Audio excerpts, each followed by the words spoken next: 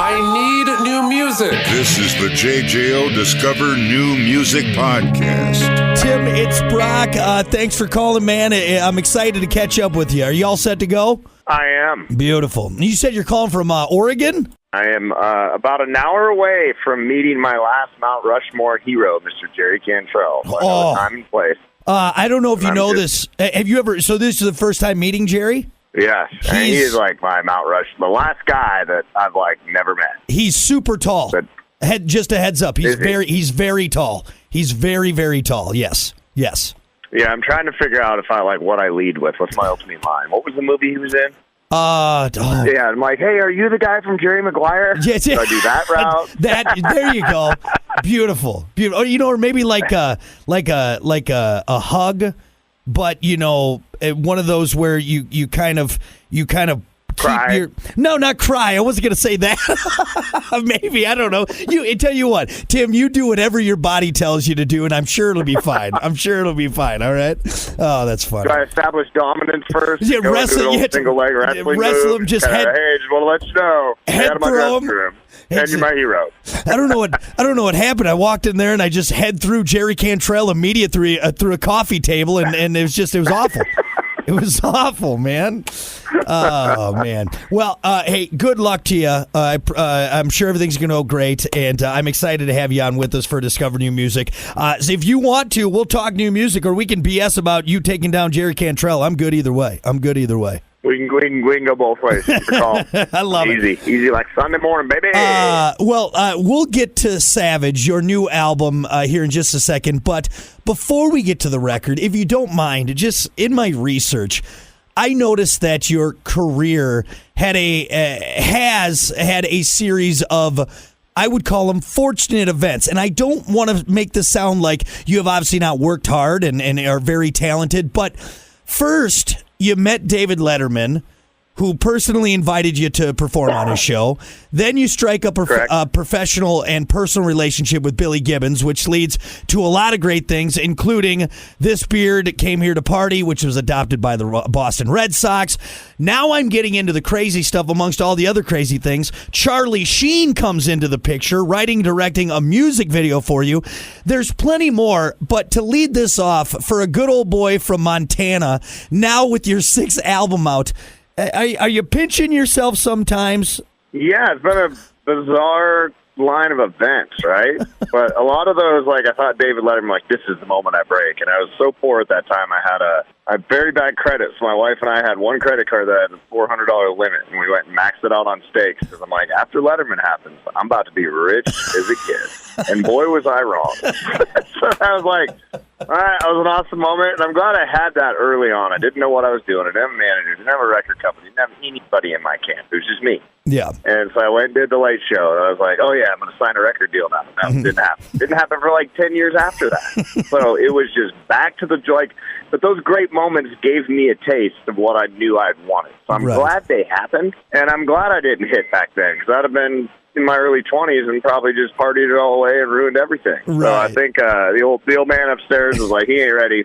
Give him a taste of it, make him suffer more. Yeah, right. We'll give him little nibbles throughout, so he keeps striving, keeps working, and now here you are on the precipice of your 40th birthday, much wiser, much more seasoned. Everything seemed to have worked out in the end so far. Yeah, it's been wild. And I had this deal with the old man upstairs. If I don't hit at 40, I'll probably do something else. He's got a sense of humor. So at 39, my first Billboard hit went number 5, and I was like, Man. You got a sense of humor up there, I see. He's just right to the wire on that one. I love it. Yeah, make him pay for all that stuff he did when he was drunk. You were finally able to pay back that $400 credit card limit. You've been sitting on that one for a while, too. Those stakes have been stacking up surcharges. Those T-bones are expensive with interest, pal, let me tell you what. Well, hey, I am happy to be here now to talk to you about your 6th studio album, Savage. What stood out for you in the making of this record, maybe compared to your previous works? Before I'd just make albums and I'd throw a rock song on there and a country rock song and then a country song, and more purposeful of, all right, we have a lane at rock. let's run down it. And it was stuff that I'd been doing. It's so funny watching these. There's a documentary we're working on. It's a 5-minute mini doc where you'll see me when I'm 18 and I'm not singing country rock. It is grunge, right? It's Nirvana-esque. It was like Bush, Alice in Chains. That's what I did. So coming full circle back to where I started, it's just more purpose-driven record of like, okay, now we're not just making a record to make a record. We're making a record with intent. Like, let's shake things up in the rock space. Because I got embraced so fast, thanks to you guys at Rock Radio for bringing me to the party, and finally I get to feel accepted, and the chains of Nashville are off, where I can write about what I want. I can, the guitars can be as loud as they need to be.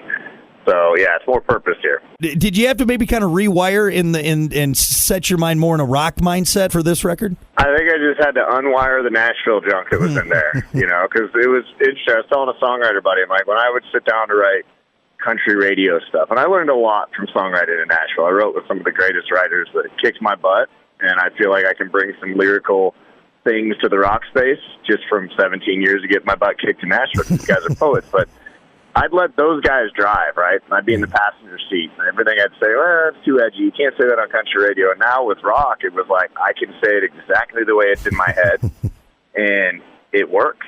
Yeah. So it's like I was always that kind of songwriter, wired that way, obsessively listening to grunge for the first 20 years of my life. I know how to write that stuff, Listen, rate, share, subscribe. Discover new music now at WJJO.com, in the JJO app, or wherever you get your podcasts. Brock has a new interview every Thursday evening between 6 and 7. 94.1 JJO. I need new music. This is the JJO Discover New Music Podcast. I'm glad you brought up the songwriting side of this. Obviously, that's one of the feathers in your cap, and you've written for some greats. Again, Kid Rock and Billy Gibbons, like I mentioned in there. As far as a songwriter is concerned, how does this album stack up lyrically for you? I think it's one of the best work I've done. Yeah, I was able to be honest and talk about some dark stuff that I went through in my childhood and tie it into a hopefully positive message that's received by the listener.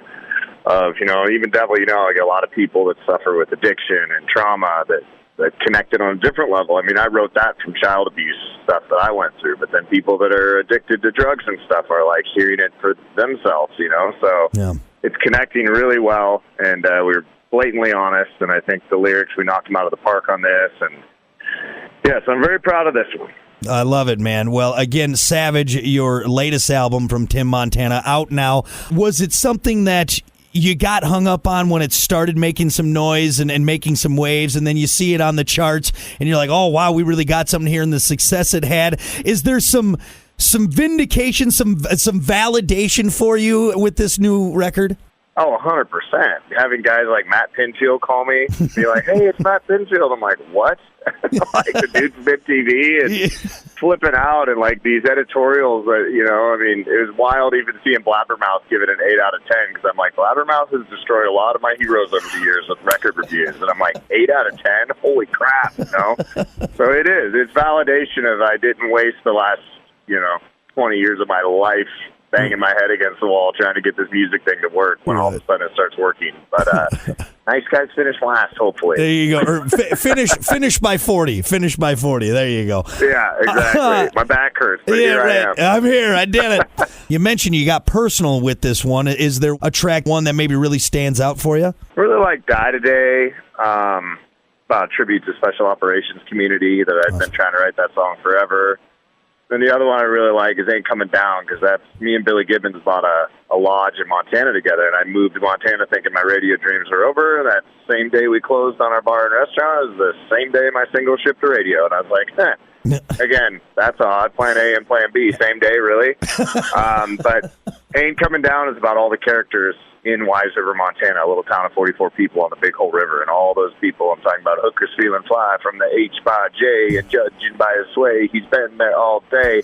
So it's got this kind of Beastie Boys swagger, but it's about a remote Western lodge. And I'm like, you think someone would write a country song about a place like this? But no. We're going like rock Beastie Boys meets back. So bringing it all together. Well, everyone can get a full taste of it. Again, Savage from Tim Montana is out now. Hey, Tim, you're obviously, like I mentioned, a good old boy from Montana. Is that fair to say? Am I reading you the right way? 100%. You got it. I love being on stage and rocking and stuff, but I also am like, oh, God, I want to be in the woods somewhere. Well, it's almost elk season. Oh, man, I love it. I love it. Well, I wish nothing but the best for you, my friend, and it's been great chatting with you. Again, everyone, Tim Montana, Savage, it's out now, and we're going to be hearing plenty more from this middle-aged man. I was going to say young man, but obviously you hit the 40s, so we're there. But you know what? You're only as old as you feel, right? Is that what it is? And here we are. Yeah, I'm still 39 for a few months. You got it. Until January. Tim, before I let you go, let's do rapid fire, and we'll get you on your way. Sound good? Okay. Yes, sir. All right, here we go. Let's start easy. Mashed potatoes or baked potato? Baked potato. Now, do you do fully loaded baked potato? Is that how you do it? Hell yeah. Okay, good. I was a little. I figured you weren't like raw dogging a potato. Crispy thin. Yeah, Olive oil, a little salt, get it nice and crispy. You roll it up like a little burrito, and it crunches. Yeah. Disco or techno, Tim? Disco. Okay. Yeah, disco. Gotta be. A little Bee Gees going on. Is that disco? You consider Bee Gees disco? Absolutely, Perfect. man. Saturday Night Fever. They're in it. Soaked jeans or damp socks? Soaked jeans. Wet socks suck. Yeah. I mean, they're both terrible. The chafing compared to the sogginess of the feet, I guess, is what you're looking at. Yeah. I'm interested in this one, and we'll get into it, but would you rather see Bigfoot or the Loch Ness Monster? Bigfoot. I have questions. I think we're related. So now that brings up my next question, follow-up. Given your background, and obviously you being a fella that enjoys being in the woods, being out in nature, have you ever felt like you've been close to a Bigfoot, had a Bigfoot encounter, seen the Bigfoot? No, I've had a couple UFO encounters, but never a Bigfoot encounter. Really? UFOs? Maybe we'll save that conversation for another day, because I know you can go I can really get deep into the UFO stuff. So, all right, we'll save that. I've had 3 experiences that were unexplainable. So. Oh, my God. All right. Would you rather fight 1 horse-sized duck or 100 duck-sized horses? I think the duck-sized horses. Okay. Yeah, you can just kick them, right? You just kick them and they'll go flying. But you got to think about tiny little horse hooves just shattering your ankles. You getting pelted by these hooves. That's a lot of them. Well, I fight my mom's ponies a lot, so I feel like I'm experienced in that realm. Last one. Oh, yeah. Last one for you, Tim. Would you rather take 1 punch from Mike Tyson or 100 punches from the Where's the Beef lady? I might take one from Mike just to say I did. Even if he knocks me out, I'd be like, sick. Yeah, I'd get my bruise tattooed, right? Yeah, just do the full. Make Mike sign it. Awesome. Thank you for humoring me. More importantly, Tim, thanks for talking new music. Again, everyone, Savage, it's out now. Tim Montana, just crushing it, and excited for you, man. Keep it going, all right? Awesome. Thanks for support and appreciate your time. Listen, rate, share, subscribe. Discover new music now at WJJO.com, in the JJO app, or wherever you get your podcasts. Brock has a new interview every Thursday evening between 6 and 7. 94.1 JJO.